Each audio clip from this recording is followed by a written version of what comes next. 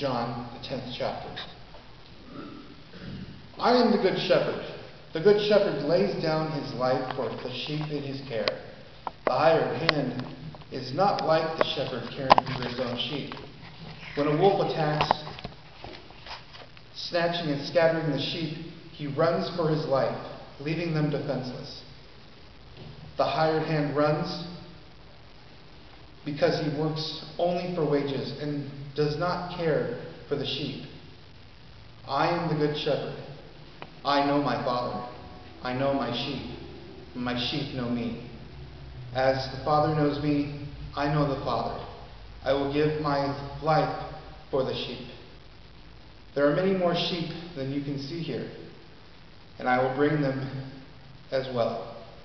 They will hear my voice, and the flock will be united. One flock, one shepherd. The Father loves me because I am willing to lay down my life, but I will take it up again. My life cannot be taken away by anybody else. I am giving it my own free will. My authority allows me to give life, to take it again. All this has been commanded by my Father. Praise you, O God. Please be seated.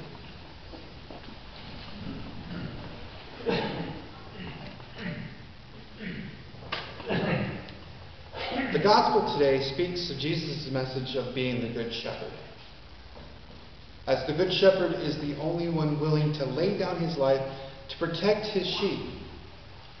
In other words, he's willing to pay the ultimate price, or rather, die to protect his followers.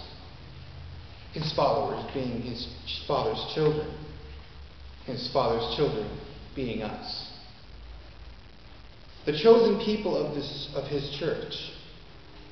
On the other side of that coin, there is the hired hand, who is only there for his own reasons. This hired hand is basically there to do a job, but if bad stuff happens, and it were to hit the fan and get really bad, he or she would only look out for himself or herself and forget about the importance of the sheep, and he would get right out of there and not worry about the sheep he's entrusted to look after. Whether we know it or not, this parable is a precursor to what God and Jesus were up to in the very beginning. The obvious point to all of this is that we are the sheep that Jesus speaks of.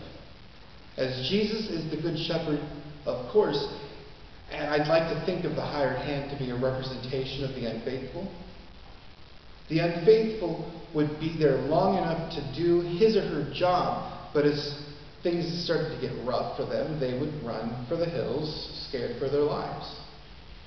You see, like the Pharisees and the Sadducees, most people were either too close-minded or because they lived their lives in a way that Jesus' message of his life made no understanding to them, and it was a mystery to most.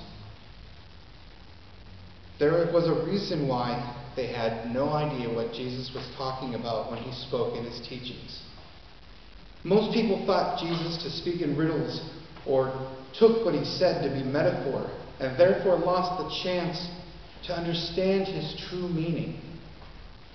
Now, if you remember what Jesus said to Pontius Pilate, I came into the world to speak truth. And Pilate replied, well, what is truth? Because, like most, Pilate was too closed off, for whatever reason, to understand what it was that Jesus was really meaning. The truth that Jesus speaks of in today's gospel is a clear and concise message for all to understand. As the sheep are concerned, as I've stated, we are the sheep that Jesus wished to protect and die for if he has to. And as we all know, he did so. But it's also important to remember that the wolf that Jesus mentions in this message to us all as well. There's always that chance that someone or something will come out of nowhere and try to snatch us up and lead us down the wrong path.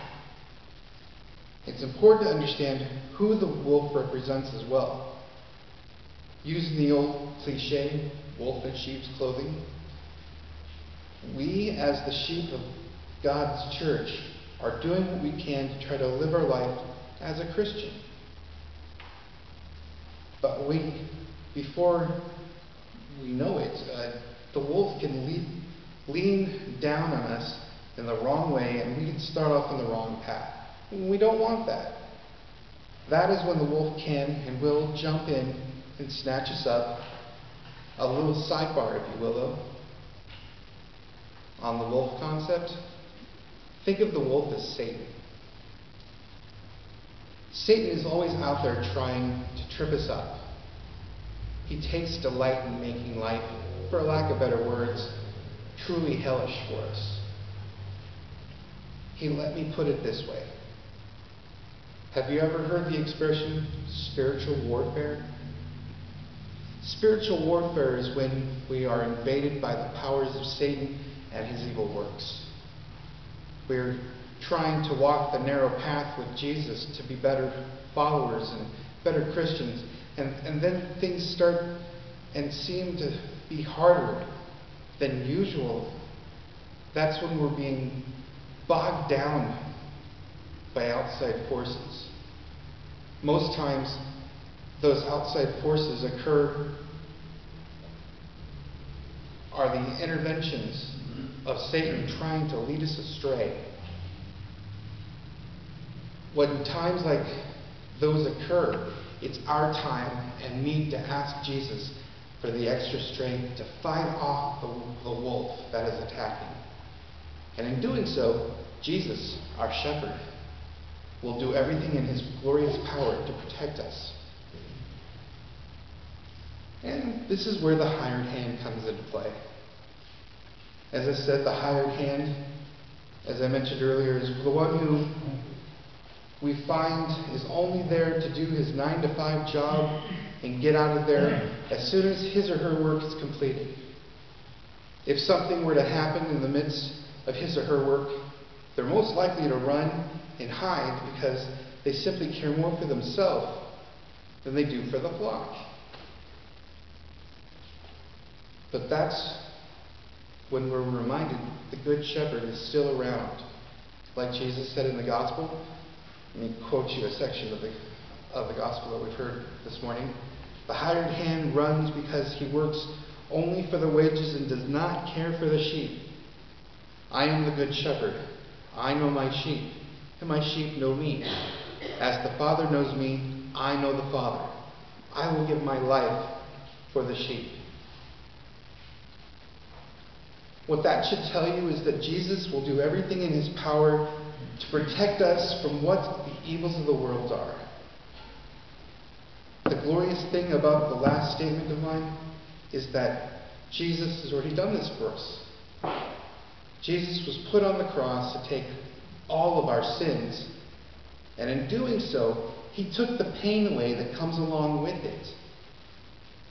He did so by enduring the pain and anguish that came along with being nailed and hanged on that cross. There are two final and very important points to be made here. The first would be that this protection Jesus speaks of is for all of the sheep of the world. And that's where we come in. All of us. Jesus gave us today's message to have it endure forever and more to come. And in doing so, he has asked us to witness the message to everyone. Somebody on the street, somebody you're sitting next to, you just want to have a chit-chat conversation. Literally pull it out of your pocket and talk to them about this message in Gospel Today. In doing so, he wants us to know that he has asked us to witness this message to everyone so they can be made aware of the fact that someone out there loves us enough to do this wonderful thing for them. He literally wants us to go out and spread the message to the masses that He is willing to lovingly protect us all from the wolves of this world, so we are no longer in need of being lost and taken by the evils of this world. And the second of these two final points is that Jesus is willing to do it all over again. What that means is that He will not only protect His sheep from the evils of this world, but He will continue to do it as many times as He needs to. Think of it. The more people who finally find Jesus and hear His message will have the protection from the wolves of the world. Imagine that, if you will, a simple carpenter who we learned to be our saving grace, who happened to die for us because our Father in heaven wanted to reconcile with His children on earth all that had happened since the dawning of time, whom He sent His only begotten Son to protect even those that come to Him later than those that already have. How exciting is that? Personally, when I think about this, I get goosebumps.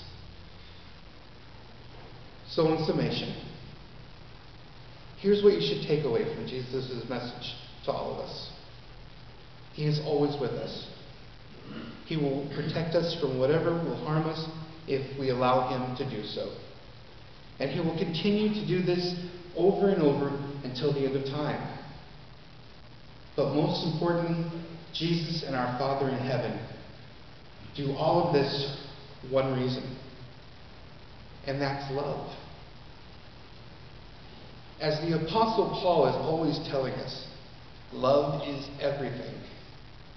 And since God, our most gracious Father in heaven, first loved us, then it will be easier for us to do it as well. That is, love that God and Jesus have for us. Remember, we are protected. We are watched over. We are loved. It's our job to do this and share this with our fellow brothers and sisters, especially those who haven't heard the good news. And once we do, life will be an easier existence. Believe me. Amen. Okay.